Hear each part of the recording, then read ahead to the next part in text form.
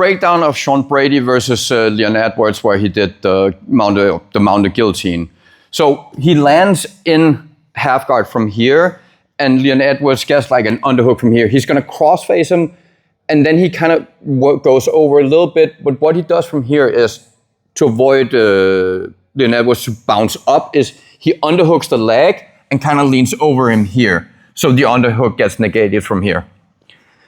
Now from here, he's gonna let go or like push the knee over a bit, because if he goes to here, he can start going to quarter mount, which forces this hand that he has to push the knee back. So from there, he can lean back, and now he can start hand fighting on the wrist and negate the underhook. He's gonna start pushing it out just to annoy him and to threaten the Kimura from here. But instead of that, when he gets to here, he's gonna drop his hand in, and then he's gonna go for an underhook here to kind of keep the hand up.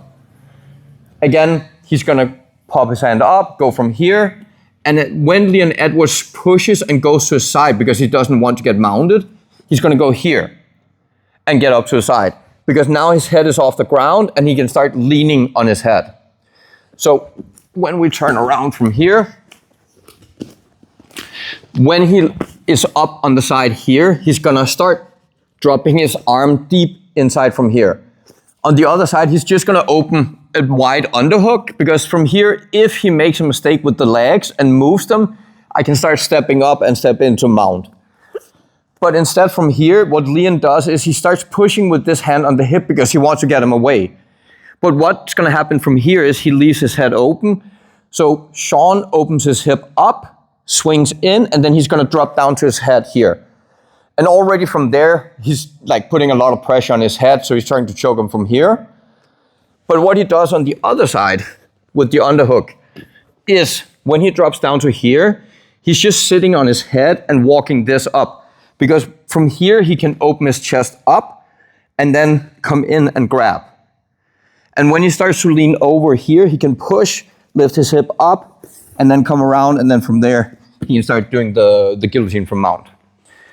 So the cool thing about it is, threatening the quarter mount all the time leaves an arm open to get the Kimura, and when he defends the Kimura by like letting me get an underhook, I can start attacking the face. So it kind of combines all the way. So if we end up in this situation here and he has an underhook here, you can underhook the leg and kind of roll him over.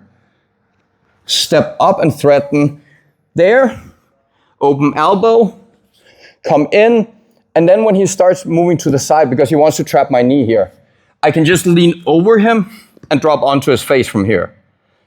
Either you can open the elbow up, or from here you can actually just pop your elbow or your hand back, and again, threaten from here. He's gonna push, I can grab the wrist, drop down, and then you go for Kimura here.